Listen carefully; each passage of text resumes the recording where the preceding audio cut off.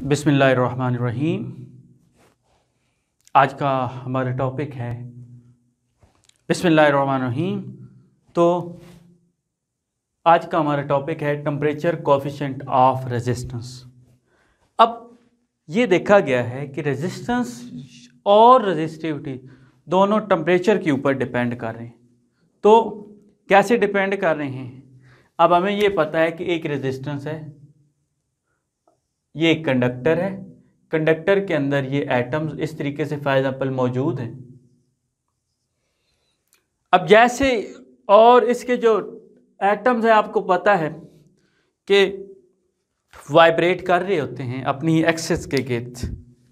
अब जैसे ही temperature increase करते हैं तो इन एटम की काइनेटिक एनर्जी या इंटरनल एनर्जी है वो इंक्रीज हो जाती है। अब इंक्रीज होती है तो जो एटम जो इस तरीके से वाइब्रेट कर रहा था अब उसकी वाइब्रेशन इंक्रीज हो गई।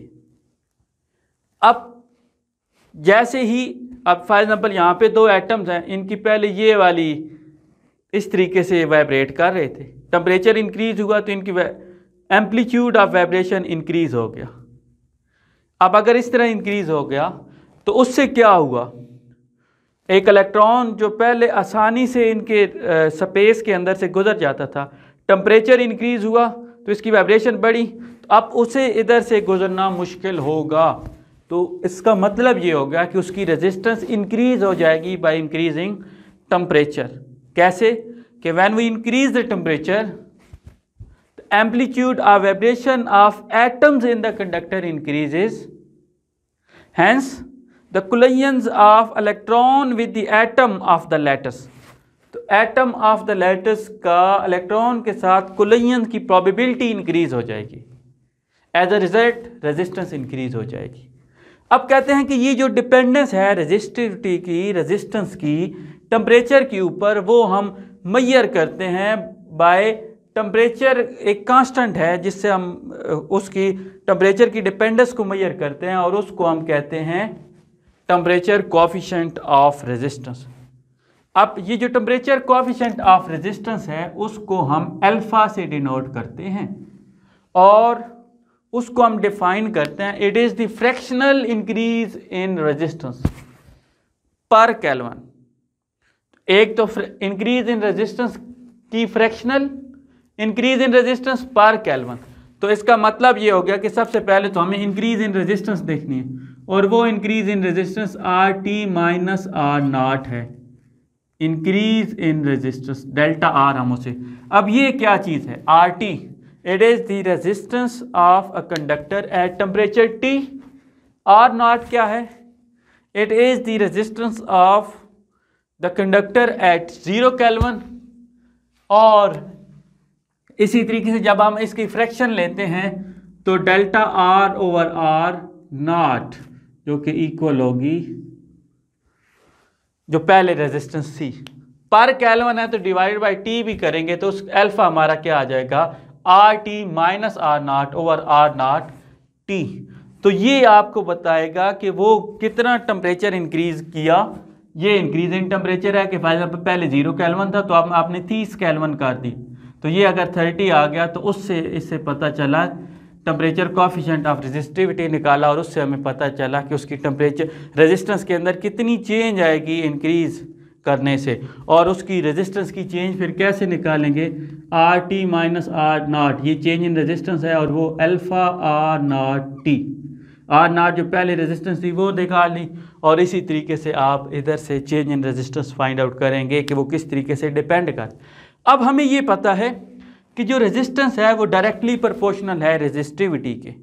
तो इसका मतलब ये हो गया कि इस इक्वेशन को हम ट्रांसफॉर्म कर सकते हैं इन टर्म्स ऑफ रेजिस्टिविटी। अब हमें पता है कि रो जो है वो आर एल ओवर ए है, rho is equal to R L over A. तो अगर आर टी फाइंड आउट करना है, for example R T find out करना है तो वो रो ए ओवर एल आ जाएगा और अगर आर टी है तो इधर रो टी आ जाएगा इसी तरीके से। तो अब अगर आर टी अगर ये आया तो आर नॉट क्या आ गया, आर नॉट आ गया जी रो नॉट ए ओवर एल। तो अब अगर यही वैल्यू हम इधर पुट करेंगे तो इधर अगर हम पुट करते हैं तो आर टी की जगह क्या आ जाएगा, rho A over L, R naught की जगह rho naught A over L. Conductor की लेंथ और एरिया तो नहीं चेंज कर रहे ना, तो इधर से ही ए ओवर एल। तो अब इस सारे को ए ओवर एल कॉमन लेंगे और वो इससे कैंसिल हो जाएगा नीचे वाले से। तो इधर से R T minus R naught, rho T minus rho naught over rho naught T. तो ये आ जाएगा it is the temperature coefficient of resistivity, relation in terms of resistivity और ये इन टर्म्स ऑफ रेजिस्टेंस। और इसकी अगर हम यूनिट की बात करें तो जो पर डिग्री केल्विन होगी, पर डिग्री सेल्सियस या K-1 पर केल्विन होगी।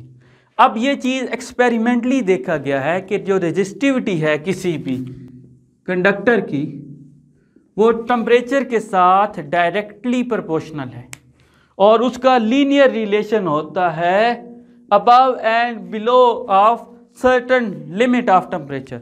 तो -0 डिग्री सेंटीग्रेड से काफ़ी सारा आगे और इससे अगर पीछे कर लें तो वो लीनियर रिलेशन होगा।